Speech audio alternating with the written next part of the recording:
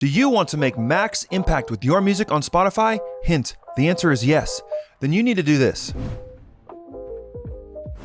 There's so much debate on the best way to release our music in the current state of the industry. Should we be releasing singles, EPs, albums directly to YouTube or SoundCloud? And although there's no right way, I believe that the best way to make max impact with your music is by releasing singles. So in this video, I wanted to talk through 8 reasons why, so let's jump in.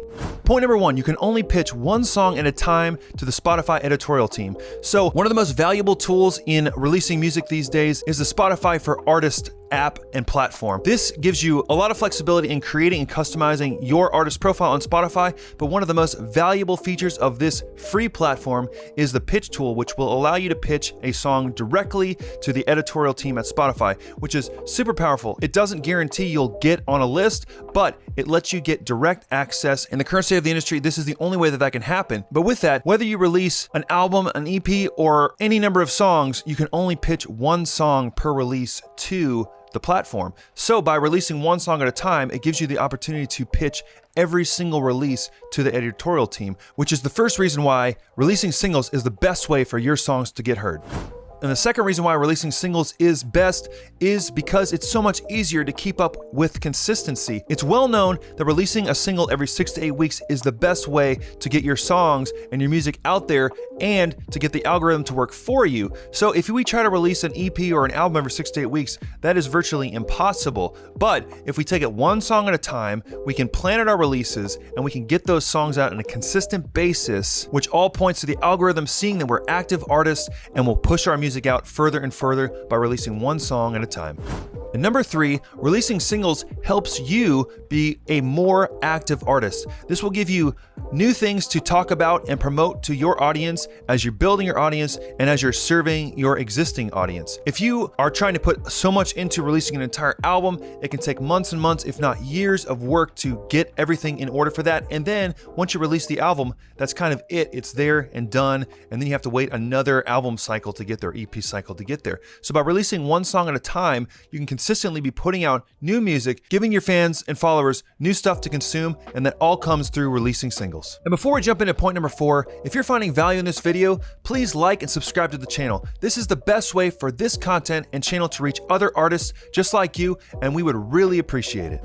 Number 4, releasing singles helps keep you top of mind. Now this is not only with the Spotify algorithm, but also with your fans and followers. There's so much noise, there's so much going on in our feeds. If we go through our feeds, it's literally an endless scroll. And if we release large bodies of work, musically speaking, it can be easy to get lost in that shuffle. But if we consistently have stuff coming out and we stay top of mind with our both pre and post promotion, it'll help us cut through the noise. And we all know how the algorithms work. When a person engages with our content, whether it's on Spotify as listening to the song or our social media content, it shows the algorithm that that person is more likely to engage with your future content, which it will show them your new post. And that's why staying top of mind is so key. And by releasing singles, it gives us so much fuel to stay top of mind on all streaming platforms and on social media. And the 5th reason why you should release singles is because this helps with listener retention. We all know that our attention spans are shorter than ever, and if we are giving our fans and followers all of these songs to listen to, it's much more likely that they might listen to the first 1 or 2 and then move on unless they're a super fan.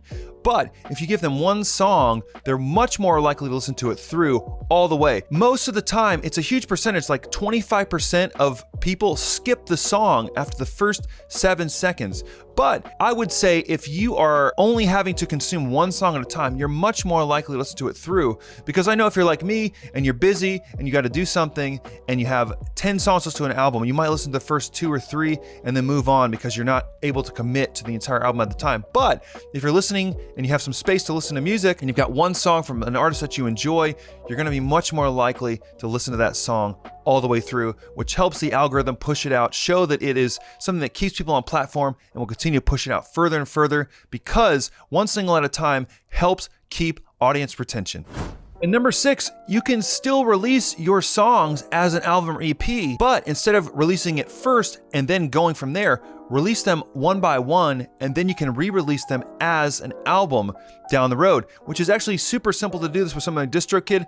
All you need to do is take all of your existing songs, use the exact audio file that you used previously, and then have the ISRC code. You upload all of that, and it will move all of those singles onto one project so that your audience can still experience your album or EP exactly how you intended it to, but you get the benefit of releasing it one song at a time, which really makes it the best of both worlds. And number 7, by releasing singles, you have the opportunity to brand your artistry. You might be just getting started and you're not exactly sure or ready to settle on a particular brand or style of promotion, but by releasing singles, you have the opportunity to kind of experiment a little bit. You can try new things to figure out what fits. You might try a very simplistic approach artwork wise in the beginning, and then you realize you might want to have more color, you might want to have more going on in your artwork or your posting style or whatever your strategy looks like. But if you do one album, you kind of have to do it all or nothing and then commit to it, which isn't a bad thing. But as we kind of can experiment, I feel like it's a really good opportunity to figure out what works branding wise, what style of text works, what type of verbiage resonates with your audience. Do they like long drawn out stories about your project, or do they like short, succinct little bullet points? By doing singles, you get a chance to experiment with that as you lead towards it. Now, of course, over time, you'll figure out what branding is yours and resonates with you and your audience the best. But by doing singles one at a time, it'll give you the chance to experiment with that along the way. And number 8, similarly to getting to experiment with your branding, you actually can experiment with the music itself, your vibe, your style, even your genre. You might start out releasing really big sounding rock songs, but then you release an acoustic version, and then you realize that your audience kind of resonates with the acoustic stuff better. So maybe your next song, you can incorporate more of the acoustic vibe or do a fully acoustic song.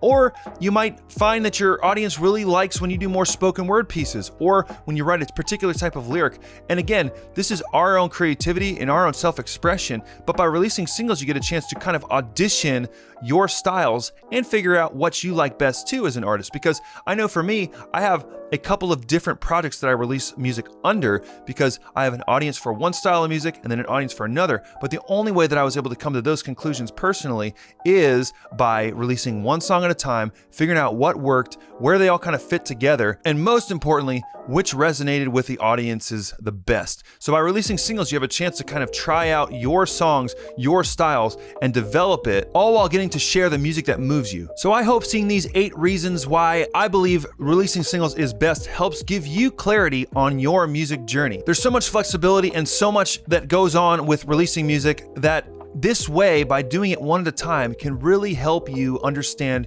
your own artistry, your own branding, and your audience.